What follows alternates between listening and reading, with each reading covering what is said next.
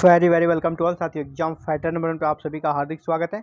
BPSC teacher vacancy 2023 Bihar शिक्षक भर्ती परीक्षा 2023 जो कि आपका अगस्त में डेट डिक्लेयर हो चुका है और इसके लिए एग्जाम फाइटर नंबर 1 पर क्लासेस जारी है। एग्जाम फाइटर नंबर 1 का प्रयास है आप अंतिम समय भटके नहीं, बिल्कुल अपने दिमाग को कॉन्सेंट्रेट करें, तैयारी कंप्लीट करें। तो पेपर 2 की तैयारी यहाँ पर लगातार जारी है जो कि आपका जनरल स्टडीज जीएस का, और जीएस में आप क्या होता है, इसका विशाल जो क्षेत्र है लोग उसमें बह जाते हैं, भटक जाते हैं। आपको भटकना नहीं है।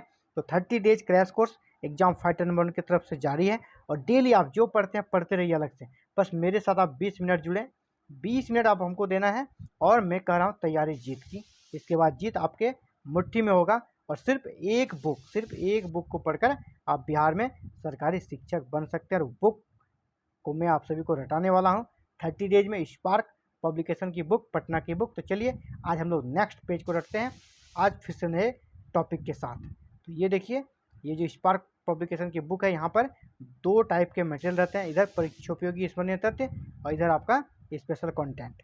तो हम लोग देखते हैं, स्टार्ट करते हैं। मैं पढ़ूंगा वन लाइनर को, आप मेरे साथ एक बार जरूर करें। मैं 2 बार बोलूँगा, आप 1 बार बोलें, ताकि आपको अभी ही कम से कम 60% तो याद हो ही जाएगा। पहला है, प्रथम बौद्ध संगीति का आयोजन किसके शासनकाल में हुआ था? अजातशत्रु। प्रथम बौद्ध संगीति का आयोजन किसके काल में हुआ था? अजातशत्रु। आपको पता होना चाहिए टोटल 4 बौद्ध संगीति हुई थी, है ना। तो इसमें प्रथम पूछा जा रहा है किसके शासनकाल में हुई थी, यानी मगध का शासक कौन था? तो अजातशत्रु थे। भारत का सबसे बड़ा नदी सेतु कहाँ है? पटना में, गंगा नदी पर। भारत का सबसे बड़ा नदी सेतु कहाँ है? पटना में, गंगा नदी पर। मेला आंचल किसकी उत्कृष्ट रचना है? फणीश्वरनाथ रेणु। मेला आंचल किसकी उत्कृष्ट रचना है? फणीश्वरनाथ रेणु। मानचित्र कला के अध्ययन को क्या कहते हैं? कार्टोग्राफी। मानचित्र कला के अध्ययन को क्या कहते हैं? कार्टोग्राफी। भारतीय संसद का निम्न सदन कौन सा होता है? लोकसभा। भारतीय संसद का निम्न सदन कौन सा होता है? लोकसभा। आपको पता होना चाहिए भारतीय संसद में 2 सदन होते हैं, लोकसभा और राज्यसभा। राज्यसभा को उच्च सदन और लोकसभा को निम्न सदन बोला जाता है। अगला, विशाल स्नानागार सिंधु सभ्यता के किस नगर में मिला है? विशाल स्नानागार मोहनजोदड़ो से मिला है। विशाल स्नानागार सिंधु सभ्यता के किस स्थल से मिला है? वो हमारा हो गया मोहनजोदड़ो। किस सिख गुरु को सच्चा बादशाह कहा गया है? किस सिख गुरु को सच्चा बादशाह कहा गया है? गुरु तेग बहादुर को। अगला, हीराकुंड बांध किस नदी पर है? महानदी पर। हीराकुंड बांध किस नदी पर है? महानदी पर। संयुक्त राष्ट्र संघ में सुरक्षा परिषद के अस्थायी सदस्यों, हाँ, सुरक्षा परिषद के अस्थायी सदस्यों की संख्या कितनी है? यानी जिसे वीटो पावर है, वैसे देश कितने हैं? 5। वैसे देश कितने हैं? 5। भारत में इसमें सदस्य बनने के लिए पूरा जोर लगाया है भारत ने। अब देखिए आने वाले समय में इसमें कुछ सुधार हो सकता है और इंडिया भी शामिल हो सकता है। अगला, लिंगराज मंदिर कहाँ स्थित है? भुवनेश्वर। लिंगराज मंदिर कहाँ स्थित है? भुवनेश्वर। अगला, सर आइजैक न्यूटन, है ना, न्यूटन ने किस क्षेत्र में ख्याति अर्जित की? विज्ञान। विज्ञान में कौन? भौतिकी, फिजिक्स। सौरमंडल का सबसे बड़ा ग्रह कौन है? बृहस्पति। सौरमंडल का सबसे बड़ा ग्रह कौन है? बृहस्पति यानी जुपिटर। उत्तरी गोलार्ध में किस तिथि को कर्क संक्रांति मनाई जाती है? 21 जून को। उत्तरी गोलार्ध में किस तिथि को कर्क संक्रांति मनाई जाती है? 21 जून को। प्रशांत एवं अटलांटिक महासागर को जोड़ने वाली नहर कौन है? प्रशांत और अटलांटिक, बहुत महत्वपूर्ण प्रश्न। प्रशांत महासागर और अटलांटिक महासागर को जोड़ने वाला नहर कौन सा है? तो हमारा पनामा नहर है। किसके साथ सिंधु घाटी सभ्यता के लोगों का व्यापारिक संबंध था? मेसोपोटामिया। सिंधु घाटी सभ्यता के लोगों का व्यापारिक संबंध किसके साथ था? मेसोपोटामिया सभ्यता के लोगों के साथ, क्योंकि इसके संबंध में अनेक मोहरें मिली हैं। मेसोपोटामिया में यहाँ की हड़प्पा की मोहरें मिली और हड़प्पा में मेसोपोटामिया की मोहरें मिली है, जो एक दूसरे के बीच व्यापार के घनिष्ठतम संबंध को स्थापित करता है। सुभाष चंद्र बोस ने अस्थायी सरकार की स्थापना कहाँ की थी? सिंगापुर में। सुभाष चंद्र बोस ने अस्थायी सरकार की स्थापना कहाँ की थी? सिंगापुर में। भारत में सर्वाधिक चांदी उत्पन्न करने वाला प्रदेश कौन सा है?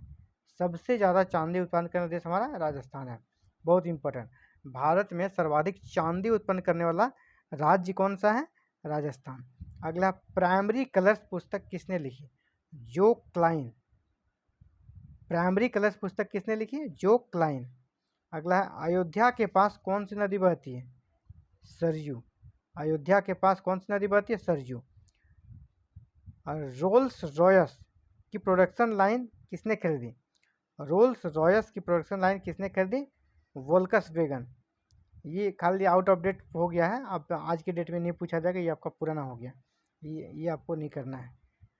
और रोल्स रॉयस की प्रोडक्शन लाइन किसने खरीदी है? ये पुराना क्वेश्चन है, आपको ये करना नहीं, आज के डेट में नहीं पूछा जा सकता है। अगला है सी ऑफ ट्रैंक्विलिटी कहाँ स्थित है? चंद्रमा पर। सी ऑफ ट्रैंक्विलिटी कहाँ स्थित है? चंद्रमा पर। शाइलॉक कौन सी पुस्तक का मुख्य पात्र है? Merchant of नेविस। शाइलॉक कौन सी पुस्तक का मुख्य पात्र है? तो वो हमारा मर्चेंट ऑफ नेविस पुस्तक का मुख्य पात्र है ये। अगला है संरचनात्मक बेरोजगारी किस कारण उत्पन्न होती है? अपस्फीति के कारण। संरचनात्मक बेरोजगारी किस कारण उत्पन्न होती है? अपस्फीति के कारण। अगला है आप बार बार मे डे कब कहेंगे? आप बार बार मे डे कब कहेंगे? किस समय? संकट के समय। संकट के समय। अमेरिका द्वारा खाड़ी युद्ध द्वितीय में किस और कब आक्रमण किया गया? अमेरिका द्वारा खाड़ी युद्ध द्वितीय में किस और कब आक्रमण किया गया? तो इराक पर किया गया आक्रमण, और 20 मार्च 2003 को किया गया था, जब जॉर्ज बुश थे और वहाँ पर जो इराक के शासक थे, इराक के शासक को उन्होंने फांसी की सज़ा दिलाई है ना। तो ये जॉर्ज बुश के समय हुआ था 2003 में। भारत की मुख्य भाषा को किस अनुसूची में शामिल किया गया है? 8वीं अनुसूची में। भारत की मुख्य भाषाओं को किस अनुसूची में शामिल किया गया है? 8वीं अनुसूची। संविधान में आपको पता होना चाहिए 12 अनुसूची है, जिसमें 8वीं जो अनुसूची हमारा 8वीं अनुसूची भारतीय भाषाओं के संबंध में है। यहाँ पर 22 भाषाओं को शामिल किया गया है और इसमें टोटल 22 भाषाएँ हैं। तो वही कहा जा रहा है कि भारत की मुख्य भाषा को किस अनुसूची में शामिल किया गया? तो 8वीं अनुसूची में, क्यों 8वीं अनुसूची ही भाषा से संबंधित है। अगला है भारतीय संविधान के अनुसार हमारी राष्ट्रभाषा क्या है? हमारी राष्ट्रभाषा क्या है? हिंदी। अगला है क्विट्ज किस देश की मुद्रा है? ग्वाटेमाला। क्विट्जल किस देश की मुद्रा है? ग्वाटेमाला। रूस का बाकू क्षेत्र किसके लिए जाना जाता है? पेट्रोलियम उत्पादन के लिए। रूस का बाकू क्षेत्र किसके लिए जाना जाता है? पेट्रोलियम उत्पादन के लिए।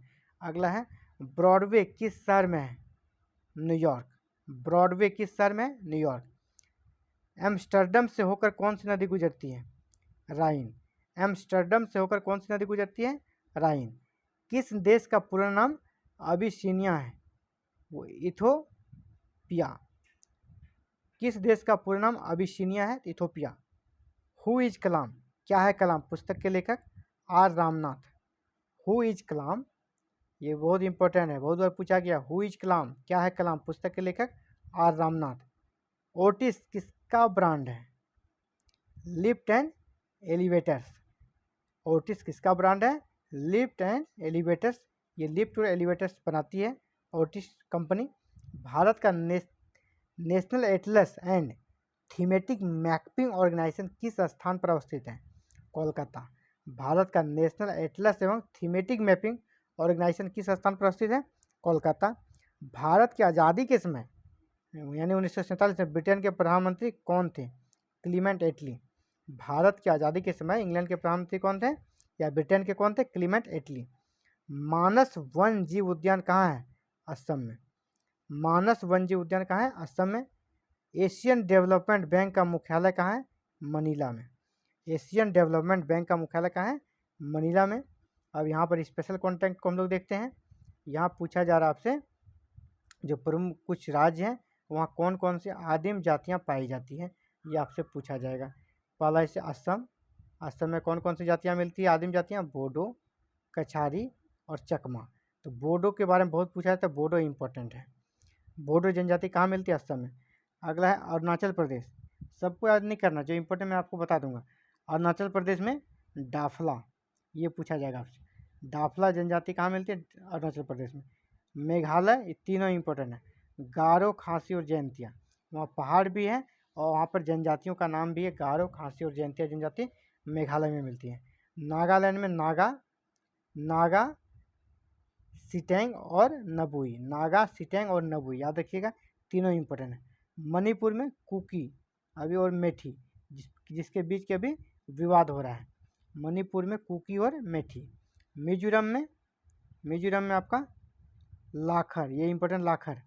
पश्चिम बंगाल में आपका हो गया हो, भूटिया और खड़िया, ये तीनों इंपॉर्टेंट। हो, भूटिया और खड़िया कहाँ है?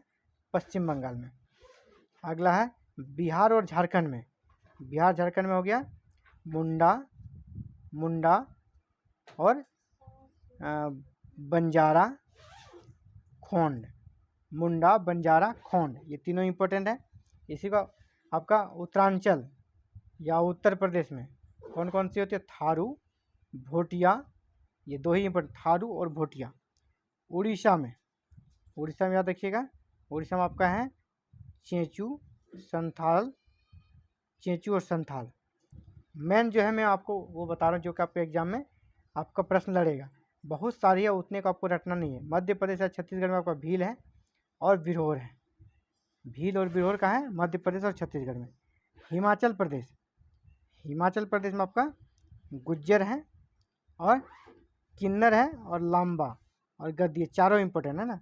गुज्जर, गद्दी, लांबा के इसमें किसी को आप छोड़ नहीं सकते हैं। पंजाब में आपका स्वांगला और बोध।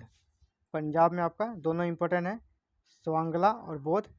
राजस्थान में मीना, ये सारा इंपॉर्टेंट। राजस्थान में मीना हो गया, बागचा, गोंडा, रथावा, कोली और बंजारा। क्योंकि राजस्थान जी के आप पढ़ रहे हैं तो राजस्थान का सारा आपको याद करना होगा। यहाँ पे कौन कौन सी है? मीना है, बागचा है, गोंडा है, रथावा है, कोली और बंजारा। अगला है तमिलनाडु में क्या है? कोटा, मालसर और टोडा। तमिलनाडु में आप याद रखिएगा सिर्फ कोटा और टोडा को, कोटा, टोडा, ये तमिलनाडु में है। केरल में आपको याद रखना है मलाई। केरल में मलाई और एक कोराग, केरल में मलाई और कोराग। महाराष्ट्र में आपका गोंड है और आपका ढाका। आंध्र प्रदेश में चेंचू, एक ही याद रखिए। कर्नाटक में आपका क्या? कोकना, बमचा, मलेरू। गुजरात में आपका हो जाएगा भील, कोली और बंजारा। सिक्किम में लेप्चा, बहुत बार पूछा गया सिक्किम वाला। लेप्चा कहाँ मिलता है? तो सिक्किम में, लेप्चा जनजाति सिक्किम में। जम्मू कश्मीर में भरवरवाल और त्रिपुरा में रियांग। तो ये इम्पोर्टेंट था कंटेंट आप सभी के लिए। आदिम जनजाति कहाँ पाई जाती है, किस राज्य में कौन सी जनजाति पाई जाती है। और अब स्पेशल कंटेंट आपके लिए फसल और उसको उत्पादक कर सकते हैं देश। तो आपका एग्जाम टीचर का है, कोई यूपीएससी लेवल का एग्जाम नहीं जो आप तीनों को याद रखें। सिर्फ टॉप 1 नंबर पे जो है बस आप उसको याद रखें। मैं 1 नंबर वाले को बता दूंगा, आपको सिर्फ वही पूछा जाएगा। आपको ऐसा सीरीज नहीं करें कि सबसे ऊपर कौन है फिर इसको आप अवरोही क्रम में सजाएं, ऐसा नहीं देगा, है ना। सबसे कि ज़्यादा फिर उससे थोड़ा सा कम कौन करता है, ऐसा नहीं पूछा जाएगा। सीधे बोले चावल में सबसे ज़्यादा उत्पादक देश कौन है? तो चीन। और उसके बाद भारत है, तो यहाँ पे याद रखिए भारत 2 नंबर पे है ना। मक्का में अमेरिका। जहाँ भारत रहेगा, भारत की रैंकिंग को आप देख लेंगे भारत कितने नंबर पे है। मक्का में अमेरिका। तंबाकू में 1 नंबर आपका चीन है। गेहूं में भी चीन है। तिलहन में ब्राज़ील है। और भारत का पोजीशन को देख लें 3 नंबर पर तिलहन में। और तंबाकू में भारत 3 नंबर पर। तंबाकू में भी और तिलहन में भी भारत है 3 नंबर। गेहूं में भारत है 2 नंबर और चावल में भी है 2 नंबर। याद रखिएगा चीन 1 नंबर चावल में, भारत 2 नंबर पे। गेहूं में भी चीन 1 नंबर, भारत 2 नंबर पे। तंबाकू में चीन 1 नंबर पे, भारत 3 नंबर पे। और तिलहन में भारत 3 नंबर पे। कपास में 1 नंबर पे अमेरिका है। चाय में 1 नंबर पर भारत है, उसके बाद है चीन। चाय में 1 नंबर हो गया भारत। कॉफ़ी में ब्राज़ील बहुत दिनों से है और ब्राज़ील का परचम यहाँ रहेगा। रबड़ में थाईलैंड और मलेशिया, दोनों को याद रखें, कभी कभी आपको मलेशिया भी मिल जाएगा, तो थाईलैंड, मलेशिया। ऊन में ऑस्ट्रेलिया, ऊन में आपका ऑस्ट्रेलिया।